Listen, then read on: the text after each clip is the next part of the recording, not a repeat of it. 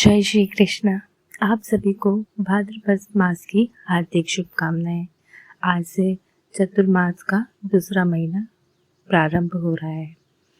भाद्रपद, जिसे कुछ स्थानों पर भादो मास भी कहते हैं, यह महीने विशेष रूप से भगवान श्री कृष्ण और श्री विष्णु की पूजा अर्चना के लिए समर्पित है। इस मास में विशेष नियम और व्रतों का पालन किया जाता है। प्रातःकाल स्नान, तप, तपस्या और दही का सेवन वर्जित माना जाता है।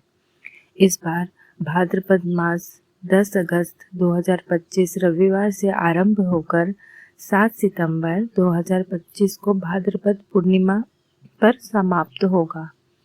इसी महीने में आते हैं श्री कृष्ण जन्माष्टमी, राधा अष्टमी, वामन जयंती, गणेश चतुर्थी, परिवर्तनी एकादशी। ये सभी पर्व हमारी भक्ति और साधना को गहराई देने वाला है। आज हम आरंभ कर रहे हैं भाद्रपद मास की विशेष कथा श्रृंखला। प्राचीन ग्रंथों से ली गई प्रामाणिक और प्रेरणादायक कथाएं जो आपके जीवन में आध्यात्मिक शक्ति और सौभाग्य लाएगी। तो कथा सुनने से पहले आपसे एक विनम्र विनती है, कथा को अधूरी ना छोड़े, कथा को पूर्णतः सुने और रोज इस कथा को सुने जरूर। कथा आरंभ करते हैं। बहुत समय पहले महर्षि लोमह हर्षजनी, जो स्वयं व्यास जी के परम शिष्य थे, अपने पुत्र उग्रश्रवा से बोले, वत्स, तुम ऋषियों के आश्रम जाओ और उनके प्रश्नों का उत्तर दो। मैंने तुम्हें जो कुछ सिखाया है वही उन्हें विस्तार से सुनाना। लोमह हर्षजनी जी के आदेश से उग्रश्रवा मुनियों के यज्ञ स्थल नैमिषारण्य पहुँचे। वहाँ महर्षि शौनक और अनेक वेद विद्वान ब्राह्मण एक महान यज्ञ कर रहे थे। मुनियों ने उनका आदर सत्कार किया और पूछा, हे सूत जी, आप कहाँ से पधारे हैं? हमें कोई पवित्र कथा सुनाइए, इतिहास, पुराण या धर्म का रहस्य।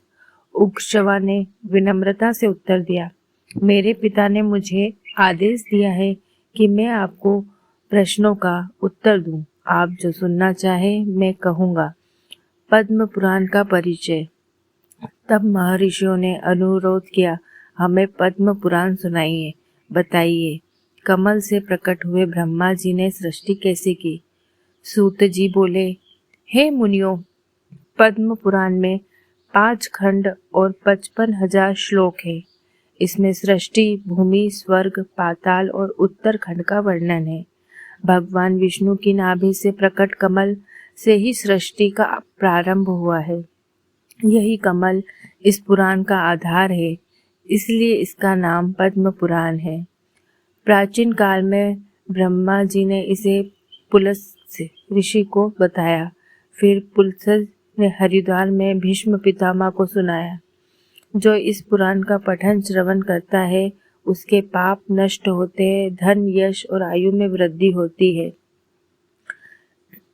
कल्प के प्रारंभ में ब्रह्मा जी एक सुनहरे प्रकाशमान अंड से प्रकट हुए, जो जल, तेज, वायु, आकाश और मूल प्रकृति से घिरा था। इसी अंड से संपूर्ण लोकों की उत्पत्ति हुई। नदियाँ, पर्वत, मनवंतर और कल्प, सबका विस्तार से वर्णन इस पुराण में मिलता है।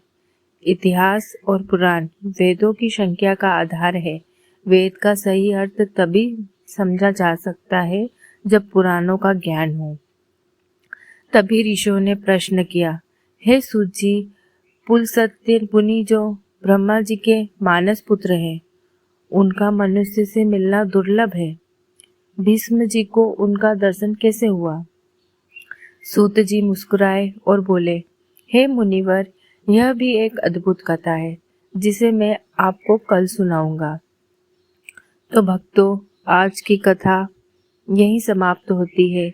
कल हम सुनेंगे भीष्म पितामह और पुलस्त्य मुनि का अद्भुत मिलन और उनसे जुड़ा दिव्य रहस्य।